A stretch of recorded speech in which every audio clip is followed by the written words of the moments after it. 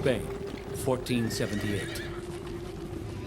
A land where Christians, Muslims, and Jews have lived in tolerance for centuries. But that time is ending. A young king and queen bent on immortality proclaim themselves the Catholic Monarchs and start an inquisition. Jews who had converted to Christianity are accused of secretly sabotaging the Christian faith.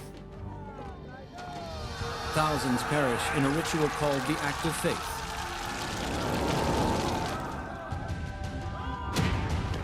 The assassination of the Inquisitor sets off a wave of reprisals. Mothers will die to protect their children, and the highest in the land will pay the ultimate price. It is the beginning of the Spanish Empire, and a long dark night that will last for centuries.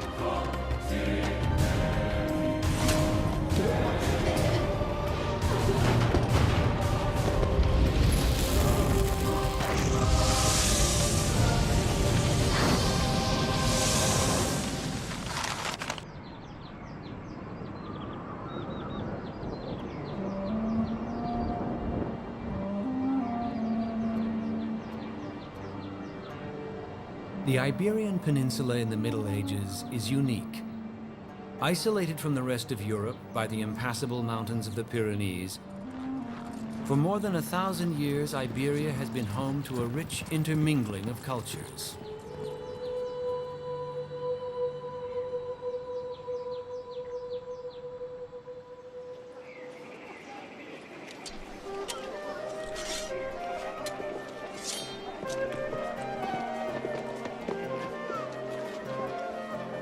Christians, Muslims, and Jews have lived side by side in Iberia for centuries, tolerant of each other in their convivencia, a practical coexistence. They sing each other's songs, they enjoy each other's cuisines, and they all play chess, a board game introduced by the Muslims. One 13th century king even calls himself the Emperor of the Three Religions, and he commissions a folio of chess problems that reflects the multicultural nature of his kingdom. Convivencia set Iberia apart. Nowhere in Europe has a nation been so enriched with the gifts of different cultures in education, art, science, and medicine. But by 1478, times are changing in Iberia for the worse. A storm of horror is about to descend on the people. There will be no escape from its vicious web of interrogation, betrayal, torture, condemnation, and death. Soon, Jaime de Montesa, the highest judge in Zaragoza, will feel the terror of these changing times himself. And for love, Sinfa Casavi and her husband will pay the ultimate price.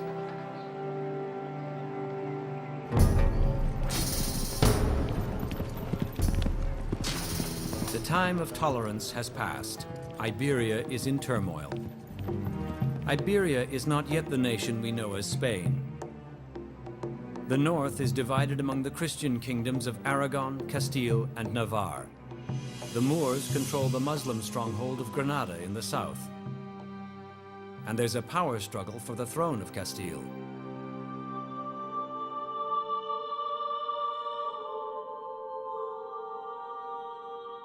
One claimant to the Kingdom of Castile is the 18-year-old Princess Isabella. Deeply pious, Isabella sees everything through the prism of her faith. she will become known as Isabella la Católica.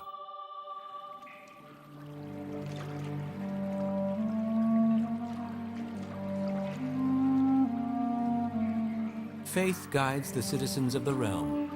Sinfa Kasavi is deeply pious too, but she is a Jew. Sinfa's visit to the mikveh, the ritual baths, is a sacred Jewish preparation for marriage. She submerges herself 6 times to purify herself so that God will bless and sanctify her with health, wisdom, and prosperity.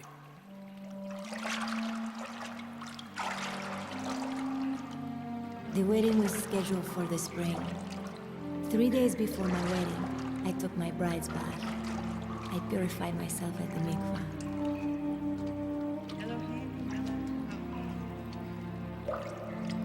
Sinfa is about to marry her childhood sweetheart.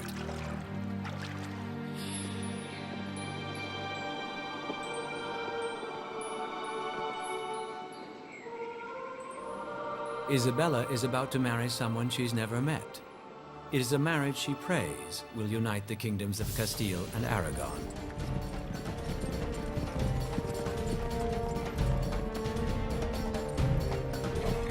Prince Ferdinand of Aragon runs a gauntlet of castles and forts held by enemy nobles. For his personal safety, the prince is disguised as a servant. Marrying Ferdinand will strengthen Isabella's chances to gain the throne of Castile. It will lead eventually to the unification of their kingdoms. The wedding of Isabella and Ferdinand, although politically motivated, is charged with all the passion and intrigue of an illicit affair. They are teenagers. She's 18, he's 17.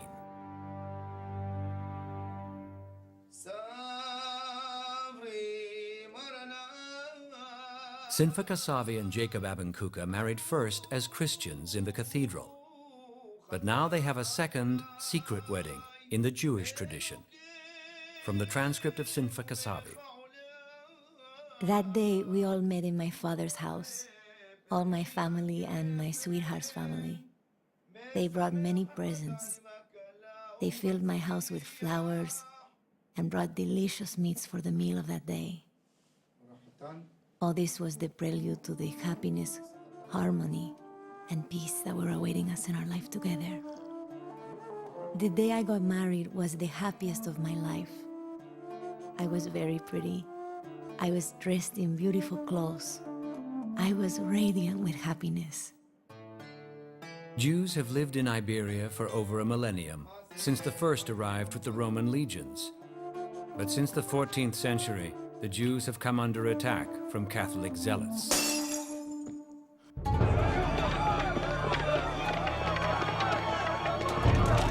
(1391). Priests call for the compulsory conversion of the Jews. Riots against Jews spread across the land. Facing the choice, convert or die, the Jews must make life and death decisions on the spot. Many choose baptism and survival. Through the 1400s, following further pogroms and a series of increasingly restrictive laws, forcing the Jews to live in ghettos and wear distinctive clothing, nearly half the Jews of Iberia change faiths. The Jews who convert become known as New Christians, or Conversos. Well, some people converted because they had swords to their throats and they had a choice of converting or dying. Other people were offered the opportunity of social mobility or economic mobility. Many converted because they fell in love with someone who was Catholic, and the only way they could marry them was to convert to Catholicism. The distinction between Conversos and Old Christians will be legally sanctioned in Spain for the next 3.5 centuries. But in the 15th century, conversion offers opportunities for advancement to positions of power and prominence in the royal court that had been denied to Jews. The Old Christians grow jealous of the Conversos' success. By the 1450s, Spanish Catholics discovered that the converts had become the new urban middle class. They were dominant in business, they were dominant in some of the professions like being scribes and accountants, and they felt that they were being railroaded by these upstarts.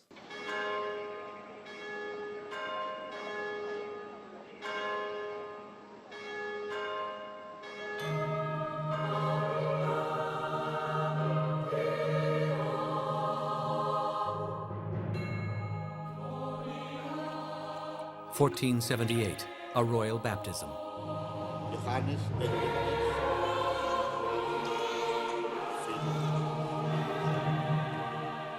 Finally, Isabella and Ferdinand can look forward to the unification of their two kingdoms. After 8 years of marriage, they have a long-awaited son, Prince Juan, heir to Aragon and Castile. The event is seen as so important that chroniclers herald the baby Juan as the second Messiah.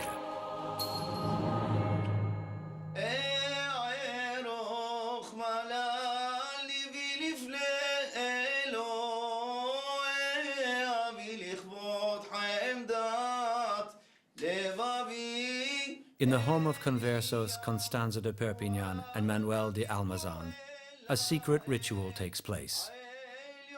Their child was baptized in the Christian manner at the cathedral when he was born. Now, 8 days later, he is about to be circumcised according to Jewish tradition. But the ceremony is observed by an uninvited neighbor, Violante Ferrer, an old Christian.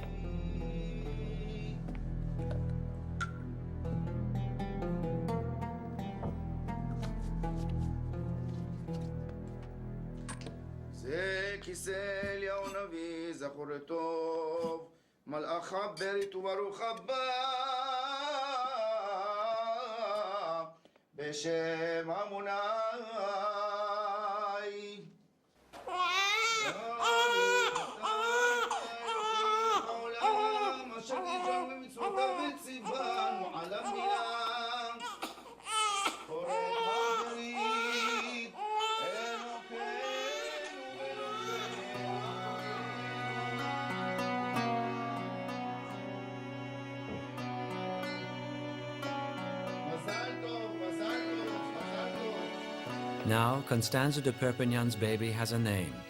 His parents will call him Yuse, but beyond these walls he will be known by his Christian name, Pedro de Almazan.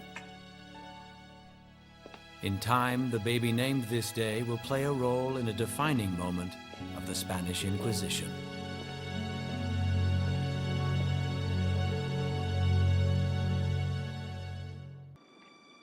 (1478).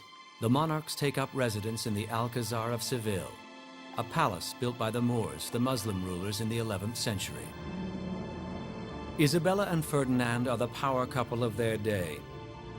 They dream of one state under one religion, Roman Catholicism. They have a big agenda: to unite their kingdoms in the name of national salvation and to complete the Christian reconquest against the Muslims, who still control the south after 700 years. But there is trouble inside their kingdom. A Dominican priest, Tomás de Torquemada, delivers a warning. In these kingdoms are many blasphemers, renegades from gods and the saints. The culprits, says Torquemada, are guilty of Judaizing. They are Conversos, the new Christians, who continue to practice their Jewish traditions. He proposes a scheme to root out the heretics, an inquisition. The monarchs agree. November 1st, 1478, Pope Sixtus IV issues a bull creating the Spanish Inquisition. But Ferdinand and Isabella do not intend to let the Pope in Rome run their Inquisition or share in the spoils. The institutionalized Inquisition came to be seen as a structure that could be adopted in varying ways by different countries. See? So in a way, it was natural, speaking again in this sense, for the Spanish government to create an Inquisition of its own. They appointed the inquisitors. They appointed the Inquisitor General who ran the Inquisition. with some nominal approval from Rome, but basically the monarchy got a tribunal that was run by the state, not by the church. The full force of the mightiest church on earth is about to be arrayed against the Conversos. The Inquisition grows quickly. Like an occupying army, it takes what it needs. It brings in notaries, secretaries, and clerks, nuncios or messengers, process servers, jailers, doctors, and torturers. Most of these positions are filled by Dominicans, the mendicant order established back in the 13th century as the inquisitors of heretical depravity. The Inquisition also operates a network of familiars, lay people who work on the outside as spies and informers.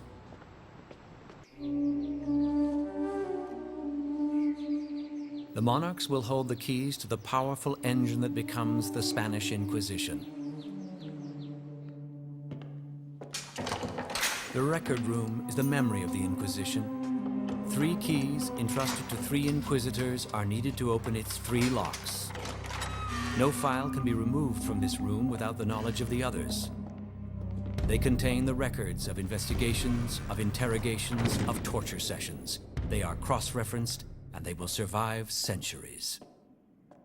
And there was an atmosphere of terror that took over among the ranks of the converted Jews because they were always afraid of being denounced. May 1484. Despite the opposition in Aragon from the old Christian nobility and conversos alike, Ferdinand sends 2 inquisitors to Zaragoza, the capital of Aragon. One of them, Pedro Arbues, will become a saint, at least in the eyes of the church.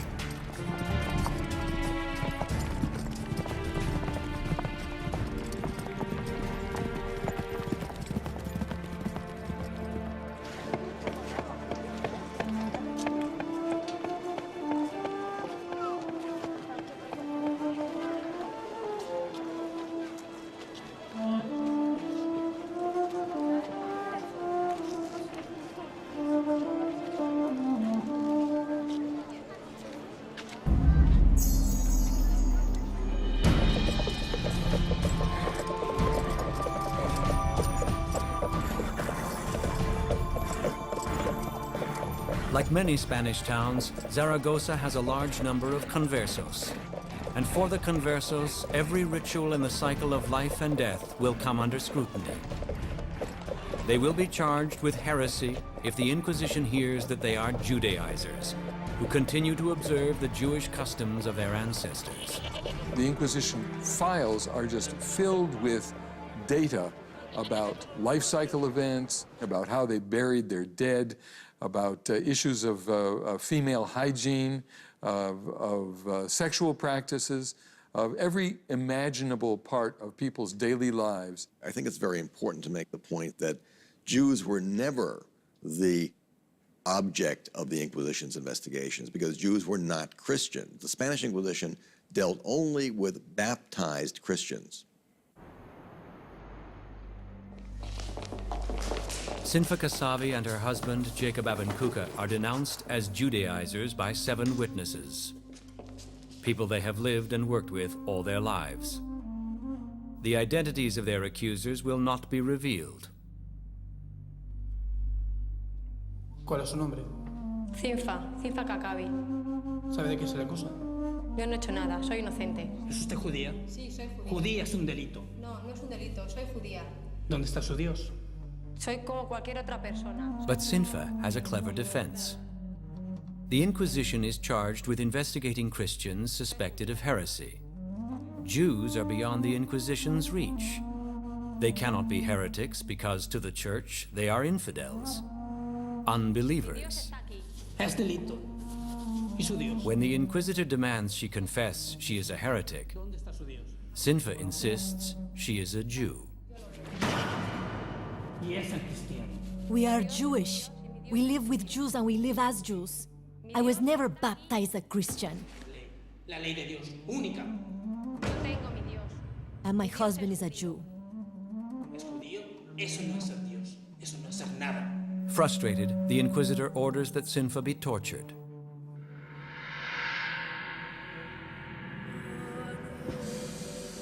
Torture is sanctioned to obtain confessions as long as it is performed according to the rules set out in the Inquisitor's manual written a century earlier. Sinfa's feet are held to the fire, smeared with pig grease to accelerate her suffering. The crucifix in the Inquisitor's chamber is veiled, a holy procedure to protect Jesus from witnessing what will be done in his name.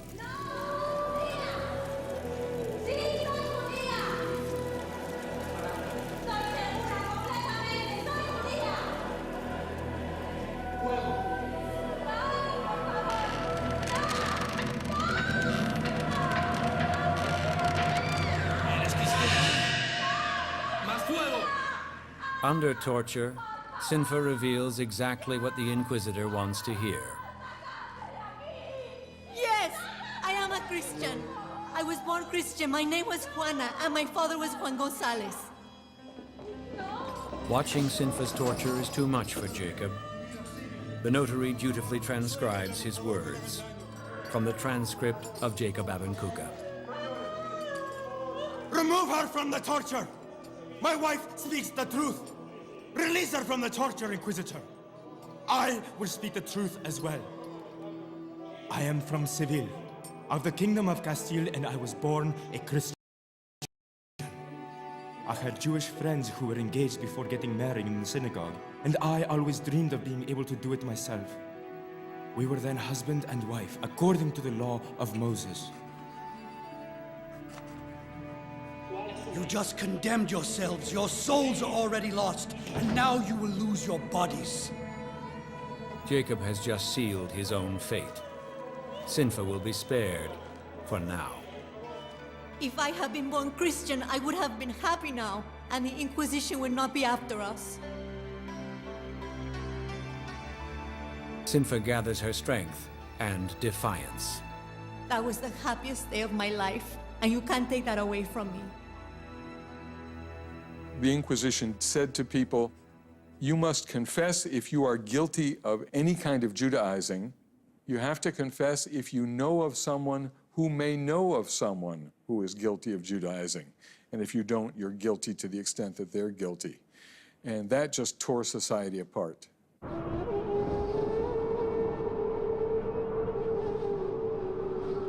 It will become normal for neighbor to spy upon neighbor, for relatives to turn each other in. Scores of anonymous accusers appear before Inquisitor Pedro Arbuez to denounce friends, relatives, even strangers. Constanza de Perpignan is among the hundreds who are denounced. There was salted pork lard at the table, and she did not want to eat it. When there were no maids around, and they asked for wine, they used to bless it the Hebraic way. When the Corpus Christi was raised at Mass, she always turned away from it. The most damaging testimony comes from Violante Ferrer, Constanza's old Christian neighbor. She recounts the ritual she observed at the naming ceremony. I've heard that her sons were baptized the Judaic way. What I can tell you is that Constanza's mother prayed while standing and turned towards the wall like the Jews, in the presence of everyone, and Constanza didn't say anything. October 19th, 1484. The Inquisition issues a citation compelling Constanza de Perpignan to appear. She cannot be located. But Constanza is spotted by a familiar, one of the Inquisition's network of informers, in Zaragoza's Church of San Anton. From the testimony of Juan de Herrera. I saw Constanza de Perpignan the day before the citation, inside the Church of San Anton. I was sent by the bailiff of the Holy Inquisition to see if she was there. And when I saw her, I ran to tell the bailiff.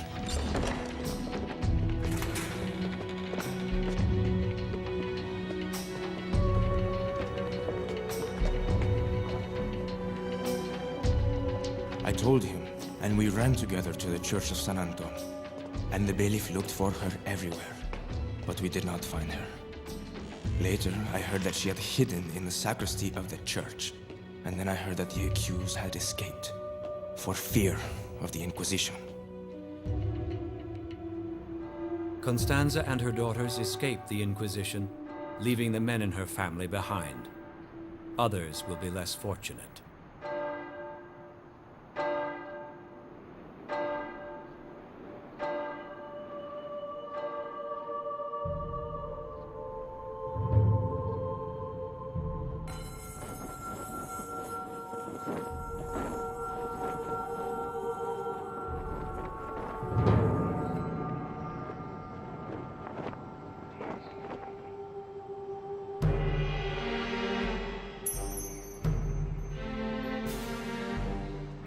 The people of Zaragoza gather to witness the Inquisition's most important ritual, the auto de fe, the act of faith ceremony.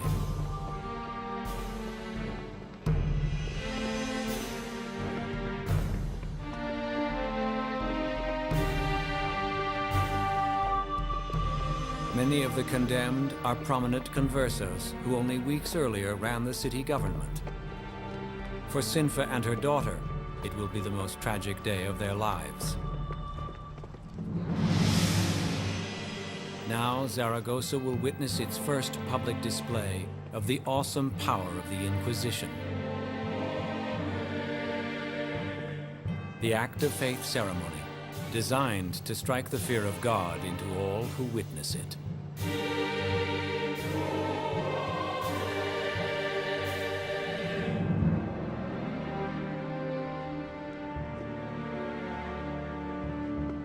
The Inquisitors sentenced the convicted heretics one by one.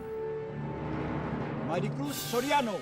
Now they wear the San Benitos, the cloak of shame, and the tall conical caps called corazas. No debe hacer nada más, remitimos y cedemos al acusado, al brazo secular para que le den la justicia que se merece. Some will be exiled. Some are sent to serve as galley slaves. Some get life imprisonment. But those who wear the black San Benitos are condemned to death.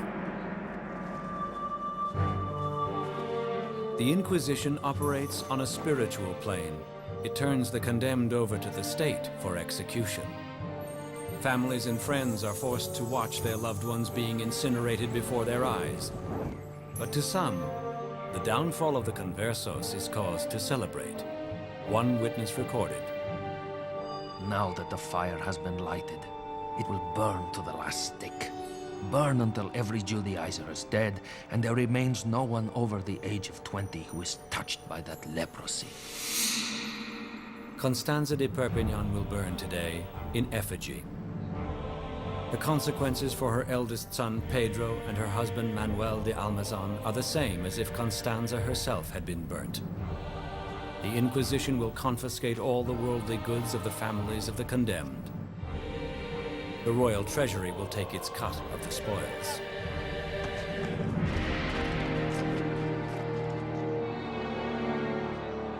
Jacob Abancuca is convicted of heresy for his secret Jewish wedding. The black San Benito Jacob wears is the sign that he is beyond hope. Para que éste pueda disponer de ellas como merezca, como si fuesen suyas.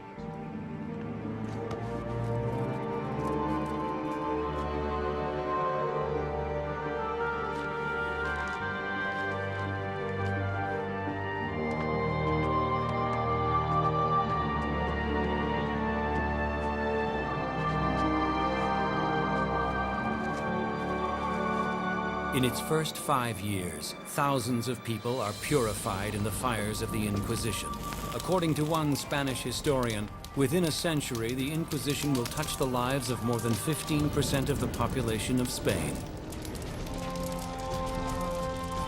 Shema Yisrael, Adonai Eloheinu, Adonai Echad, Shema Yisrael.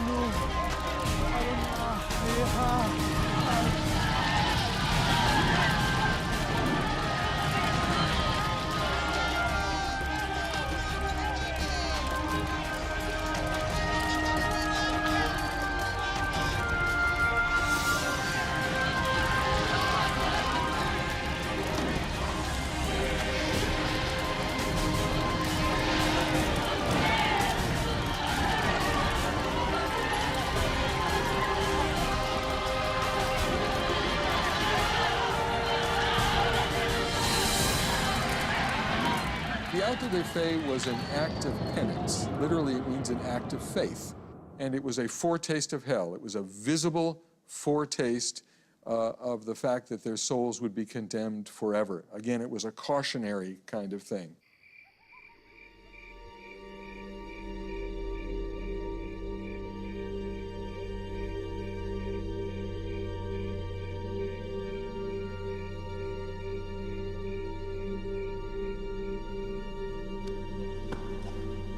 Ego te bautizo, Juana. In nomine Pater. Sinfa converts to Christianity. At least she goes through the motions. Her daughter is also baptized.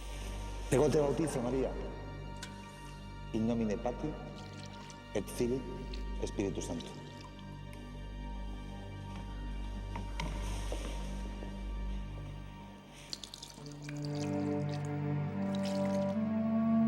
But when they get home, Sinfa washes the church's holy water from her daughter's head to remove all traces of the baptism.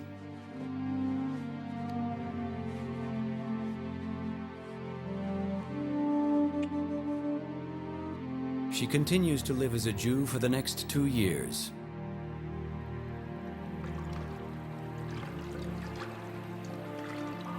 Then she is denounced and thrown again into the cells of the Inquisition. This time there is no reprieve.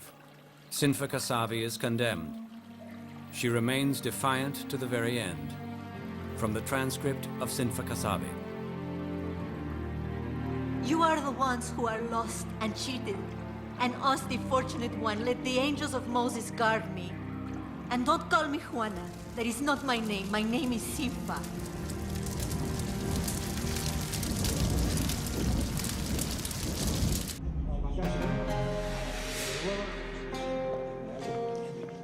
The power elite of Aragon are predominantly Conversos, and they grow desperate. They include the renowned jurist Jaime de Montesa, the Chief Justice of Zaragoza, Francisco de Santa Fe, son of the firebrand priest Hieronimo de Santa Fe, Manuel de Almazan, father of Pedro de Almazan and husband of the condemned Constanza. All treasurers, financiers, even knights. The Conversos send an appeal to the king, protesting that this is a kingdom of Christians, that there are no heretics in the realm, and that heretics in any case should be approached with warnings and persuasion, not force. If there are so few heretics, as is now asserted, there should not be such dread of the Inquisition. It is not to be impeded. Be assured that no cause or interest, however great, shall be allowed to interfere with its proceedings. February 1485. Ferdinand responds with an order to all his officials in Aragon, asking them to raise arms and help the inquisitors.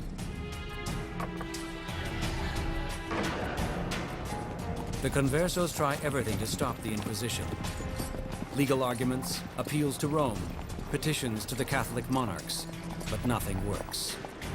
The Inquisition's net is fast closing on the high and mighty.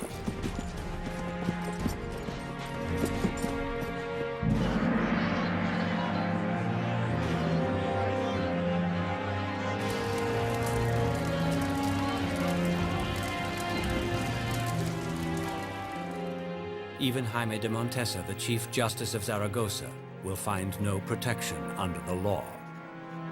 He is denounced by a nocturnal visitor, from the testimony of Garcia de Jales.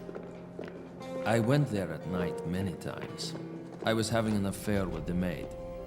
Sometimes we talked and made love in the lower level of the house of Senor de Montesa. I heard the converted Jews meeting to put together some money, to find a way of stopping the Inquisition. I saw many of these converted Jews gathered with Montesa in his house.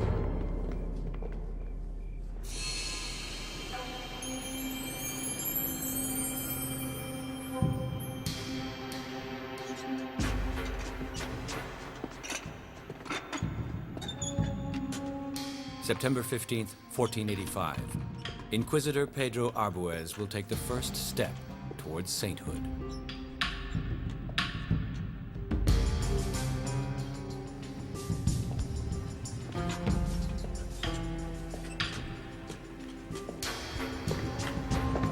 The Inquisitor Pedro Arbuez is the most feared man in Zaragoza. The man with the full powers of church and state, of life and death at his fingertips. He's had death threats. Now he wears a steel cap and a coat of mail under his robes for physical protection.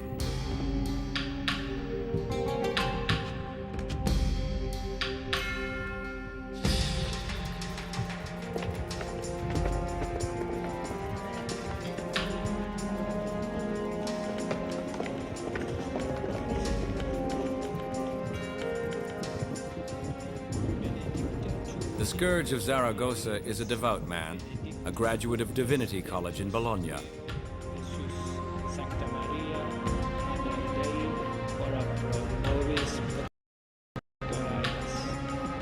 He asks for divine guidance. What he gets is a knife in the neck, the one area not protected by armor.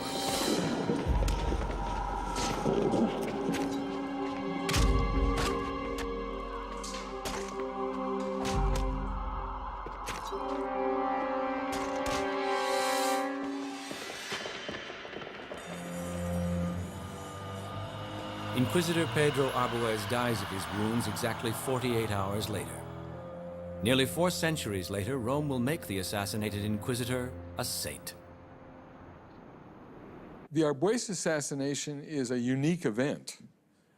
It's the only time, really, when a group of converts organize to assassinate a high Inquisition official as a way of trying to prevent the Inquisition from being established in their area. And it fails.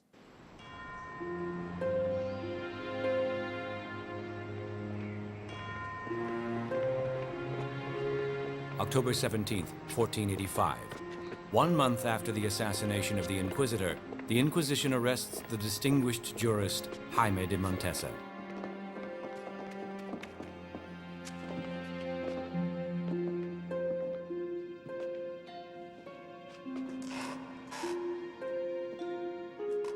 He is interrogated 2 days later.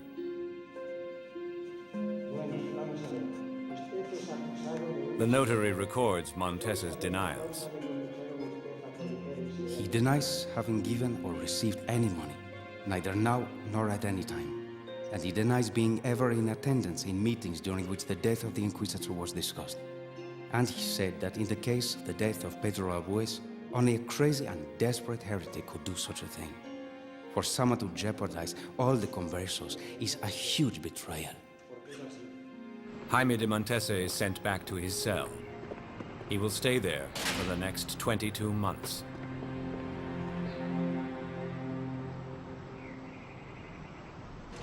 The laws of the kingdom are suspended in the hunt for the assassins of Pedro Arbuez.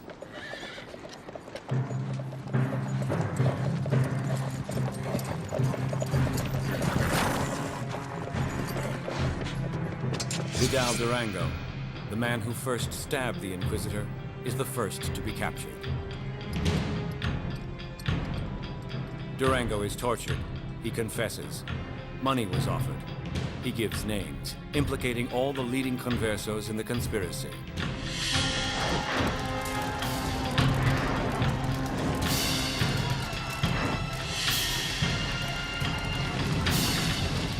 In a succession of autos da fe, 64 people burned the assassination of the Inquisitor. The leaders of commerce and industry, the city government and the royal administration are decimated in the purge. Why were they punished so severely? Well, of course, obviously, they had committed treason. They had attacked a royal representative, a man appointed directly by Ferdinand himself. They were attacking royal authority in the Crown of Aragon, and Ferdinand was not going to stand for it.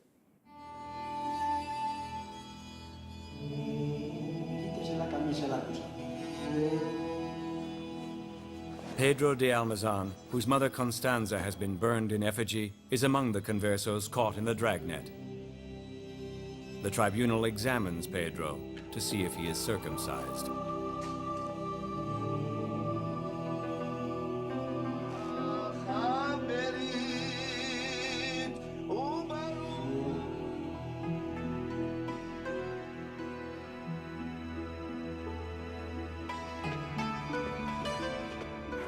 Then he is thrown into a cell where he will be left for the next 2 years.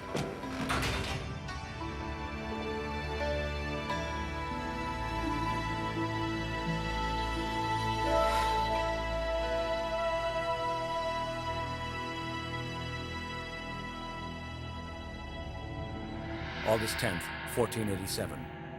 After 22 months of incarceration, the aged jurist Jaime de Montesa is interrogated for the second time. Tortured on the strappado, a device designed to cause excruciating pain as the victim's arms are dislocated. The notary describes the proceeding. During this torture, the said Senor Montesa was pulled up with a rope of about 6 hands above the ground, and then he stayed in such torture for the time of 3 bread cradles, more or less. De Montesa tells the inquisitors what they want to hear. From the transcript of Jaime de Montesa. The only solution we saw was to kill the Inquisitor. It took a long time to hire the right people. We paid them 800 florins of gold to kill the Inquisitor. Once Arbues was killed, I met with the others. They were pleased.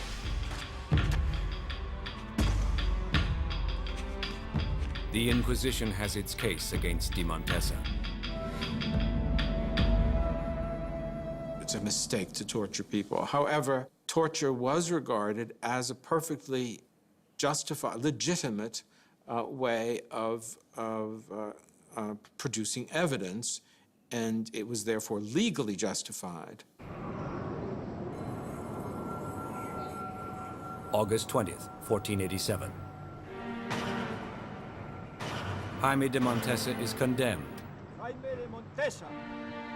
for charges that have nothing to do with the assassination of Pedro Arbues. We consider true that the said Jaime de Montesa, being a baptized Christian, converted to the Judaic rites and ceremonies because he praised the laws of Moses, and because he bought meat with his mother in the butcher shop of the Jews, and because he ate Jewish food, bread without yeast at the time of Passover, and because he attended Jewish weddings, and because it is suspicious to be circumcised.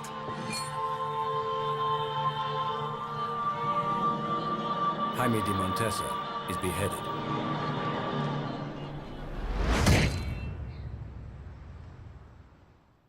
One of the outcomes of the Arbues affair was that the church and the monarchy together exerted such power that no challenges to the Inquisition ever succeeded after that.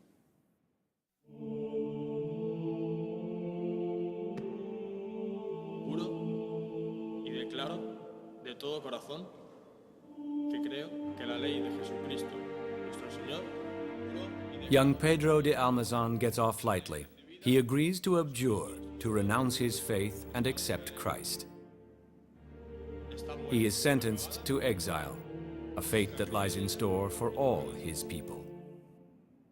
At the end of the 15th century, the monarchs are about to achieve their goal of one state, one religion. It becomes intolerable to accept the presence of the Muslims in the south. They crank up the war against Granada. January 2nd, 1492. After years of warfare, the Catholic monarchs complete the Christian reconquest against Granada. Ferdinand and Isabella take possession of the great Moorish palace, the Alhambra. It is an extraordinary time in history. Christopher Columbus, a mariner from Genoa, is there to seize the moment. Flush with victory, Isabella decides to back his expedition. Columbus gets the title Admiral of the Ocean Sea. It is an opportune time for the Inquisitor General. Tomás de Torquemada proposes the final solution: the expulsion of the Jews. Majesty, you know very well how determined I am to eliminate the heresy from your kingdoms. But this task is impossible to finish as long as there will still remain a single Jew on your lands. A delegation of highly placed Jews appeals to Isabella and Ferdinand in a desperate effort to cancel the Edict of Expulsion. They remind the king and queen of the loyalty of the Jews, of the 1,500-year history of Jews in Iberia, of how the Jews fought in the royal armies against the Muslims and financed the war. But Isabella does not relent. Do you believe that this comes from us? The Lord hath put this thing into the heart of the king. At the height of her leadership, bravery, and determination, Queen Isabella becomes the most powerful piece in the chess game. She will be the inspiration for the figure of the queen in modern chess. Ferdinand and Isabel were defining the new state as a religiously unified, uniquely Christian, uniquely Catholic organization. And that really, among other things, spelled the end of the Jewish presence.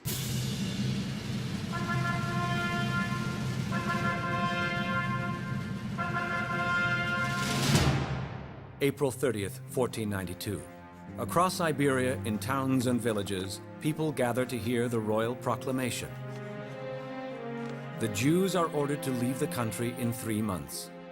They can convert to Christianity and stay, or sell their homes and leave.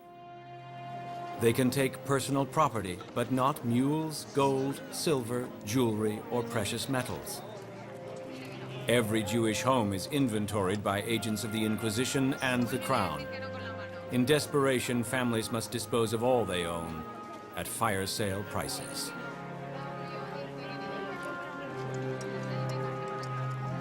The expulsion was a form of ethnic cleansing in terms of a group becoming less popular, less accepted in society, the wider society turning against that group, excluding that group from trades, professions, regions, areas, making it difficult for that group to survive, and finally expelling the group.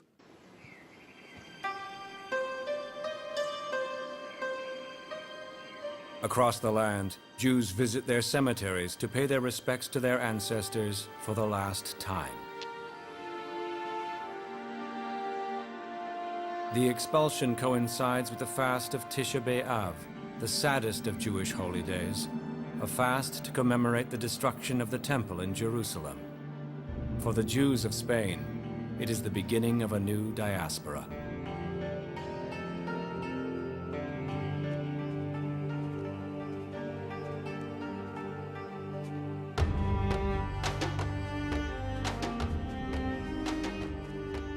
Isabella and Ferdinand never see the full impact of the forces they unleash. They leave a legacy of empire and of an institution that will keep Spain in its grip for more than 300 years. Wherever the Spanish flag is planted and a people's riches are plundered, along with the men in robes, follows the holy office of the Spanish Inquisition.